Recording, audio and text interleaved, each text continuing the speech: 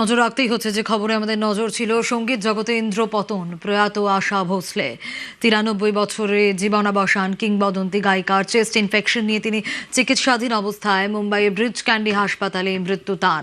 শোকের ছায়া সব মহলে, এক অপূরণীয় ক্ষতি। তার পরিবার পরিজন কেউ ভাবতেই পারেননি যে এরকম একটা পরিস্থিতি চলে আসবে। আশা ভোসলে আর নেই, এ কথা তার অনুরাগীদেরও শুনতে হবে। প্রয়াত আশা ভোসলে ভারতীয় সঙ্গীত জগতের কিংবদন্তি গায়িকা। আশা ভোসলের ছেলে, তার কি প্রতিক্রিয়া শোনাবো আগে। मेरी माता जी श्रीमती आशा भोसले, इनका आज निधन हो चुका है। कल सुबह 11 बजे वो जहाँ रहती थी कासा ग्रैंड लोअर परेल, वहाँ पर जिनको अंतिम दर्शन लेने हैं और 4 बजे कल दोपहर को शिवाजी पार्क में इनके अंतिम संस्कार होंगे। ইতিমধ্যে আমরা যোগাযোগ করতে পেরেছি, আমাদের সঙ্গে রয়েছেন অভিনেত্রী ঋতুপর্ণা সেনগুপ্ত। নিউজ 18 বাংলায় আপনাকে স্বাগত জানাবো। স্টুডিও থেকে সোনিয়া কথা বলছিলাম। এ এক অপূরণীয় ক্ষতি, আশা ভোসলের চলে যাওয়া, তিনি আর নেই, কি বলবেন?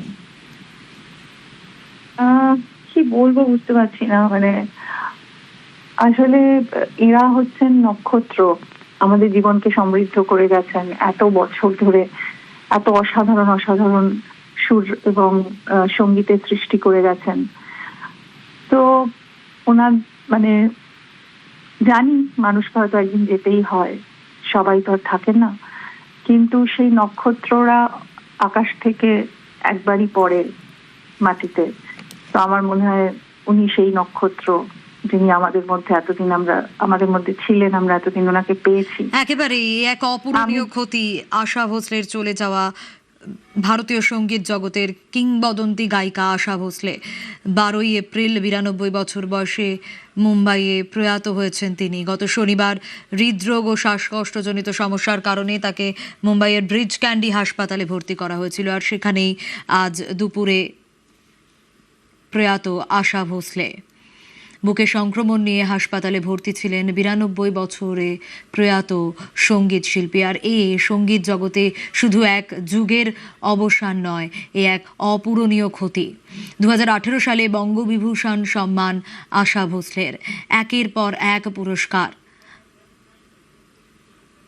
মুম্বাইয়ে ব্রিজ ক্যান্ডি হাসপাতালে, মুম্বাইয়ের হাসপাতালে প্রয়াত সঙ্গীত শিল্পী। 1933 সালের 8ই সেপ্টেম্বর মহারাষ্ট্রের সাংলির এক সঙ্গীত পরিবারেই জন্মগ্রহণ তার। কিংবদন্তি গায়িকা লতা মঙ্গেশকরের ছোট বোন আশা ভোসলে। 1943 সালে 10 বছর বয়সে তিনি তার যে গানের ক্যারিয়ার, সেই সঙ্গীত সফর শুরু করেন এবং 8 দশকেরও বেশি সময় ধরে কর্মজীবনে 1000-এরও বেশি হিন্দি চলচ্চিত্রে তিনি গান গেয়েছেন। হাজার হাজার গান, শুধু তাই নয়, ভারতীয় বিদেশি ভাষায় গাওয়া গান যা রেকর্ড করেছেন তিনি। তার গাওয়া অসংখ্য কালজয়ী গান রয়েছে, যার মধ্যে দম মারো দম, পিয়া তু আব তো আজা, একের পর এক গান রয়েছে। বাংলা আধুনিক ও চলচ্চিত্র গানেও তার অবদান অবিস্মরণীয়। ইতিমধ্যে আমরা যোগাযোগ করতে পেরেছি, আমাদের সঙ্গে রয়েছেন পণ্ডিত তরুণ ভট্টাচার্য। নিউজ 18 বাংলায় আপনাকে স্বাগত জানাবো। স্টুডিও থেকে সোনিয়া কথা বলছিলাম। আশাজির চলে যাওয়া এক অপূরণীয় ক্ষতি, এক যুগের অবসান। ও আচ্ছা, খবরটা তো আমি এক্ষুনি পেলাম আপনাদের কাছ থেকে। আমি তো ছিলাম না, একটু ট্রাভেলিং এ ছিলাম। আচ্ছা, হ্যাঁ শুনতে পাচ্ছি, বলুন। হ্যাঁ, এটা তো অত্যন্ত মানে মর্মাহত কিন্তু ভাবতে পারছি না ব্যাপারটা, যে ওনার মতো তো ভার্সাটাইল সিঙ্গার তো আমরা পাইনি, ভার্সাটাইল সিঙ্গার পাইনি। কিন্তু যে কোনো ধরনের গান, যে কোনো দিকে গান উনি গাইতে পারতেন, তাই না? তো এটা কখন ঘটেছে? এটা আজকে কিছুক্ষণ আগেই। ওহো, এখন পূরণ হবে না, এই কারণে তো এখনো পর্যন্ত আমরা ওই জিনিস আমরা তো পাইনি। অত ভার্সাটাইল এবং সমস্ত দিকে গান, সমস্ত ধরনের গান উনি গাইতে পারতেন। এই জন্য আমি খুবই মর্মাহত। অনেক ধন্যবাদ জানাবো আপনাকে, এক অপূরণীয় ক্ষতি।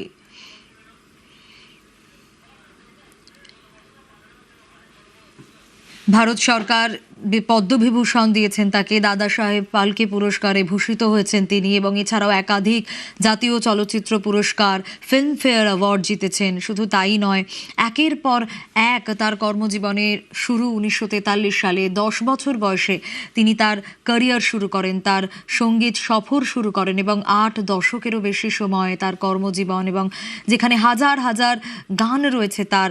হিন্দি চলচ্চিত্রে গান গেয়েছেন, ভারতীয় বিদেশি ভাষায় তার গান গাওয়ার রেকর্ড রয়েছে।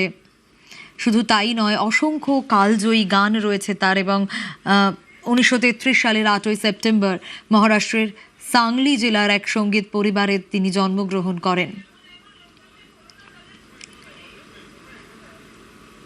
2000 সালে দাদা সাহেব ফালকে পুরস্কার পান। শুধু তাই নয়, পদ্মবিভূষণ, দাদা সাহেব ফালকে পুরস্কার, 2008-এ পেয়েছিলেন পদ্মবিভূষণ পুরস্কার, এবং 2018 সালে বঙ্গবিভূষণ সম্মান আশা ভোসলেকে দেওয়া হয়।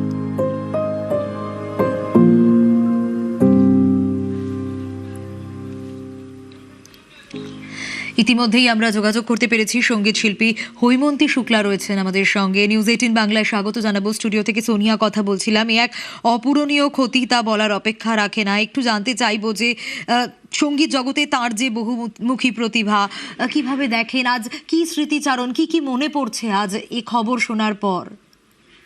দেখো, আমার সঙ্গে দেখা হয়েছে অনেকবার, অনেক কথা হয়েছে, কিন্তু এইগুলো তো মেনে আমাদের নিতে হয়, কিন্তু মনটা মানতে চায় না। যে দিদি চলে গেলেন যখন, তখনও ভীষণ খারাপ লেগেছিল।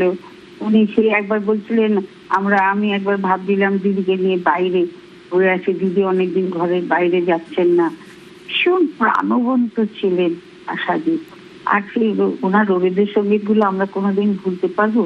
আর বাংলা উচ্চারণটাও, আমি বলছি, বিভিন্ন দেশের গান উনি গেয়েছেন, যেখানে যা গেয়েছেন একদম টিপটপ, কোনোখানে কেউ ভুল ধরতে পারবে না। ক্লাসিক্যাল রঙের গান এবার গুর্জরি তৈরি গাইছিলেন, ওরে বাবা, মনে হচ্ছিল গানটা শুনে উনি রোজই বোধহয় রেয়াজ করেন। এই যে ক্লাসিক্যাল গাইয়েরা বলে না রোজ রেয়াজ করো, কিসের রেয়াজ? কি রেয়াজ করতেন? মোটেই না। আমার সঙ্গে অনেক ধরনের কথা অনেকবার হয়েছে, কিন্তু আহারে, আজকে খুব ফ্যামিলিটাকে ধরে রেখে দিয়েছিলেন একা। কিছু বলার নেই, যেন আমরা জানি 92 ইয়ার্স ওল্ড হয়েছিলেন উনি, কিন্তু তবুও মনটা মানতে চায় না। অত সহজে কি মানে বলতো? কি আর করা যাবে? উনি যেখানেই থাকুন, সুরলোকে থাকুন, এইটুকুই বলবো। যা কাজ গেছেন আর হবে না, আর হবে না। অনেক ধন্যবাদ জানাবো আপনাকে। ইতিমধ্যে সঙ্গীত শিল্পী আরতি মুখোপাধ্যায়ের সঙ্গে আমরা যোগাযোগ করতে পেরেছি। এই এক অপূরণীয় ক্ষতি আশা ভোসলের চলে যাওয়া, এবং ব্যক্তিগতভাবে আপনার কাছ থেকে জানতে চাইবো যে তার কাছ থেকে আপনি সবচেয়ে বড় শিক্ষা কি পেয়েছেন? আজকের দিনে দাঁড়িয়ে অনেক কিছু নিশ্চয়ই মনে পড়ছে এই খবর শোনার পর। আশাজির মতন এরকম আর্টিস্ট ইসরায়েল, মানে শিক্ষা করে এতখানি উপরে ওঠা, এরকম আমি অন্তত কারো শুনিনি। লাইট মিউজিক, ক্লাসিক্যালটাকে লাইট মিউজিকে কিভাবে মেশাতে হয়, কিভাবে তার ডিমনস্ট্রেট করতে হয়, অদ্ভুত ভাবে উনি গাইতেন, অসম্ভব সুন্দর। যেমন লতাজির একটা স্টাইল, হ্যাঁ, তার গলাটাই অন্যরকম, কিন্তু আশাজিরও গলা লতাজির মতো ওরকম গলা নয়, কিন্তু গলার কথা ছেড়ে দিন, শিক্ষা দিয়ে তিনি আজকে কোথায় উঠেছেন এ ভাবা যায় না। কত রকম ভাবে গানকে শিক্ষা করেছেন, এবং শুধু ইন্ডিয়ান ক্লাসিক্যাল নয়, ওয়েস্টার্ন গানও পর্যন্ত উনি কত শুনতেন, কত করতেন। তার গান শুনলেই বোঝা যায়, যে তিনি কত বড় শিল্পী ছিলেন। আমি তো ছোটবেলায় মাসি কন্টেস্টে যখন ফার্স্ট হলাম, তখন উনি আমাদের কন্টেস্টে এসেছিলেন, আমাদের জন্য ইনামিনা দিকা গাইলেন উনি। তখন ওই গানটা খুব চলছিল, আমি তো ছোট্ট তখন। হ্যাঁ, তো শোনালেন, শ্রীরামচন্দ্র কন্ডাক্ট করেছিলেন, মিউজিক কন্ডাক্ট করেছিলেন, উনি গাইলেন, কি অপূর্ব সুন্দর গাইলেন যে কি বলবো।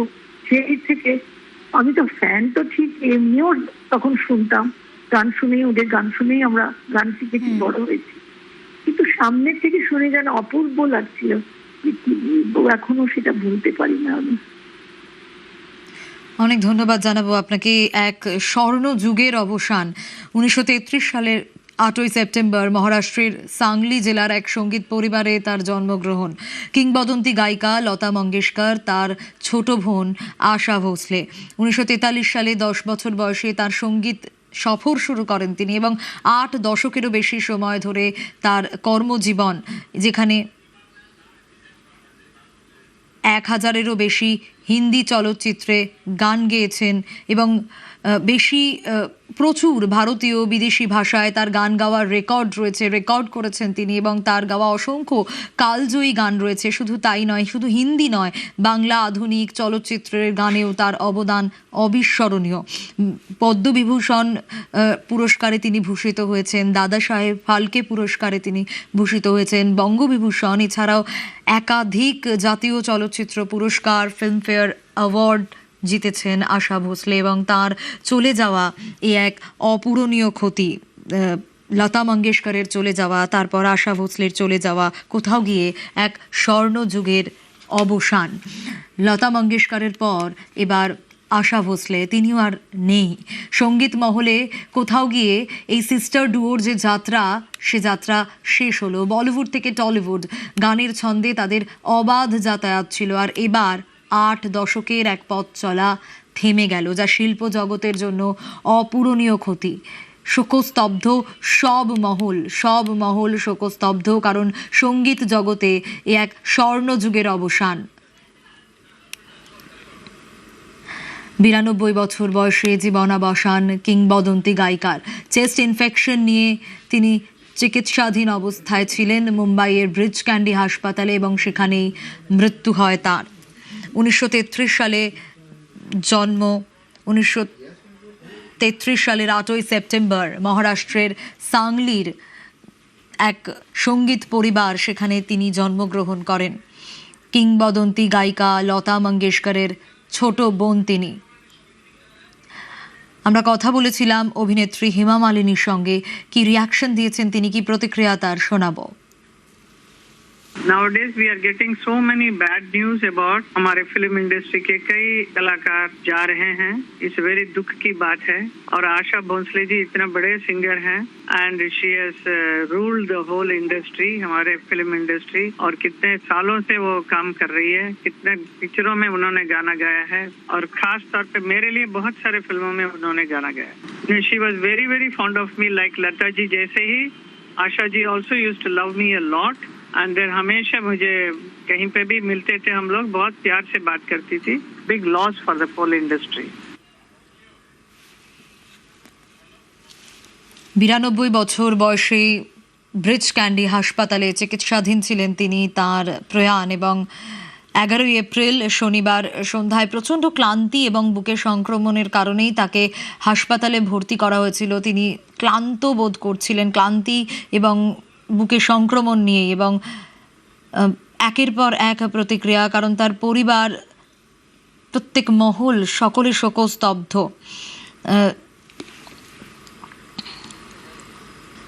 1933 সালে জন্মগ্রহণ, 8ই সেপ্টেম্বর মহারাষ্ট্রের সাংলি জেলার এক সঙ্গীত পরিবারে, এবং কিংবদন্তি গায়িকা লতা মঙ্গেশকর, তার ছোট বোন তিনি। অনেক ছোট বয়সে তার ক্যারিয়ার শুরু হয়। 10 বছর বয়সে 1943 সালে সঙ্গীত সফর শুরু করেন এবং 8 দশকেরও বেশি সময় ধরে তার এই কর্মজীবন। 1000-এরও বেশি হিন্দি চলচ্চিত্রে তিনি গান গেয়েছেন, হাজার হাজার গান। শুধু তাই নয়, ভারতীয় বিদেশি ভাষায় গান রেকর্ড করেছেন এবং তার গাওয়া অসংখ্য কালজয়ী গান রয়েছে। অসংখ্য কালজয়ী গানের মধ্যে যেরকম দম মারো দম রয়েছে, পিয়া তু আব তো আজা রয়েছে, আরও একাধিক গান রয়েছে। ইতিমধ্যে সঙ্গীত শিল্পী রাঘব চট্টোপাধ্যায়ের সঙ্গে আমরা যোগাযোগ করতে পেরেছি। আশা ভোসলের চলে যাওয়া এক অপূরণীয় ক্ষতি। কোথাও গিয়ে লতাজির পর আশাজির চলে যাওয়া এক স্বর্ণযুগের অবসান। এই স্বর্ণযুগ কথাটা বোধহয় ওনাদের জন্য খুবই ছোট। এমন একজন মানুষ, এমন ভাবে হঠাৎ করে খবর পেলাম যে গলা বুঝে আসছে, চোখে জল। এবং আমি বলবো যে আশা ভোসলে, লতা মঙ্গেশকর এরা পৃথিবীর মধ্যে শ্রেষ্ঠ শিল্পীদের মধ্যে একজন। এবং আশাজির মতন মানুষ, যিনি যে সাবজেক্টে হাত দিয়েছেন, সেটা শাস্ত্রীয় সঙ্গীত হোক, কি লোকসঙ্গীত, কি ইন্ডিয়ান ফিল্ম মিউজিক, রবীন্দ্রনাথের গান, যেটাতে হাত দিয়েছেন সেটা হিরে হয়ে গেছে। এবং এই রকম মানুষের কয়েকশো বছরে এর কোনো রিপ্লেসমেন্ট হবে না। যেমন রবীন্দ্রনাথ ঠাকুরের কোনো রিপ্লেসমেন্ট হবে না, আশা ভোঁসলে, লতা মঙ্গেশকর, কিশোর কুমার, মোহাম্মদ রফির কোনো রিপ্লেসমেন্ট হবে না। এবং যে কাজ উনি করে দিয়ে গেছেন সে কাজ আমাদের সারা জীবনের সাথে হয়ে রইল।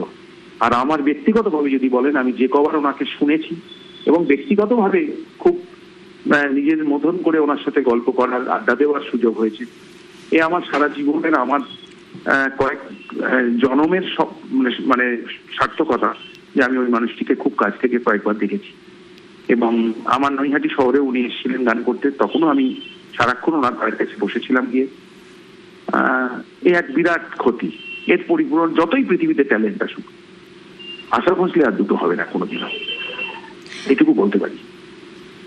রাঘবদা, আপনি স্মৃতিচারণ করছিলেন, ব্যক্তিগতভাবে তার কাছ থেকে সব থেকে বড় শিক্ষা আপনি কি পেয়েছেন? ডিসিপ্লিন আর রেয়াজ, যেটুকু উনি সবসময় বলতেন। আমি লতাজিকেও মিট করেছি, আশাজিকে একটু বেশি অনেকবার দেখা হয়েছে আমার সাথে। উনি একটাই কথা বলতেন যে সকালবেলা বা যখনই হোক জীবনে একটা ডিসিপ্লিন রাখবে, আর তোমার রেয়াজ যেন জীবনে বন্ধ না হয়, তবেই তোমার গান মৃত্যুর দিন পর্যন্ত একই থাকবে। ওনারা নিজেরা তাই করেছেন, তার ফলেই ওনারা ওই জায়গায়। আমরা পারবো না, কোনোদিনও পারবো না। অনেক ধন্যবাদ জানাবো। বাবা পণ্ডিত দীননাথ মঙ্গেশকর, তিনি ছিলেন শাস্ত্রীয় সঙ্গীত শিল্পী এবং নাট্য ব্যক্তিত্ব। এবং বাবার অকাল প্রয়াণের পর মাত্র 10 বছর বয়সে, কিছুক্ষণ আগে আপনাদের বলছিলাম যে মাত্র 10 বছর বয়সে আশা ভোঁসলে তার ক্যারিয়ার শুরু করেন এবং দিদি লতা মঙ্গেশকরের হাত ধরে পরিবারের হাল ধরতে এই তার সঙ্গীত জগতে পা রাখেন তিনি। এবং ততদিনে লতা মঙ্গেশকরের বিপুল খ্যাতি এবং তারপর তার নিজের খ্যাতি তৈরি করা, এটাও তার কাছে একটা বড় চ্যালেঞ্জ ছিল। এবং 1948 সালে চুনারিয়া ছবিতে প্রথম হিন্দি গান গেয়েছিলেন তিনি। আর তারপর কোথাও গিয়ে আর আশা ভোঁসলেকে পিছন ফিরে তাকাতে হয়নি।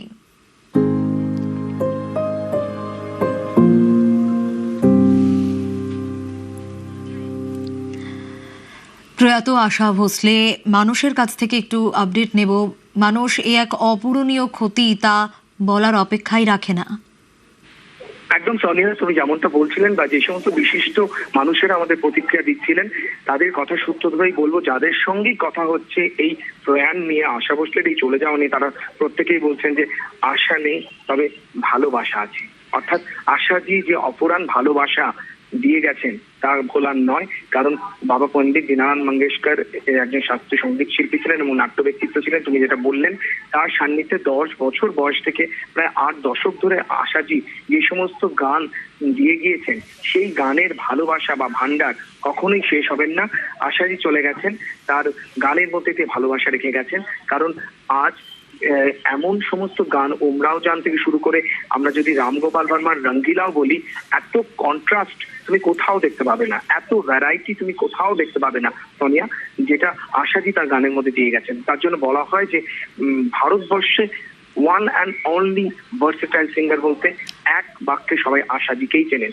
মানুষ, একটু সঙ্গে থাকো। আশা ভোঁসলের ছেলে, তিনি কি বলেছেন শোনাবো। मेरी माताजी श्रीमती आशा भोंसले, इनका आज निधन हो चुका है। कल सुबह 11 बजे वो जहाँ रहती थी, कासा ग्रैंड लोअर परेल, वहाँ पर जिनको अंतिम दर्शन लेने हैं, और 4 बजे कल दोपहर को शिवाजी पार्क में इनके अंतिम संस्कार होंगे। আবারও মানুষের কাছেই যাব। মানুষ, আমরা দেখেছি শুধু পুরনো প্রজন্ম তার সুরে বুঁদ হয়েছিল এরকমটা নয়, নতুন প্রজন্মও কিন্তু একেবারে ইকুয়ালি তার সুর, তার গান সবকিছুতে বুঁদ হয়ে থাকতে পারত। মানুষ, শোনা যাচ্ছে? হ্যাঁ সোনিয়া, যেটা বলবো যে আমার সৌভাগ্য হয়েছে আশা ভোঁসলে বেশ কয়েকবার সাক্ষাৎকার নেওয়ার। তিনি এমন একজন মানুষ ছিলেন এবং তিনি মানে এত সুন্দরভাবে সমস্ত কিছু ডেসক্রাইব করতেন, তা তুমি যদি তার সান্নিধ্যে না আসো বুঝবে না। একসময় একেবারেই মানুষ, এক অপূরণীয় ক্ষতি।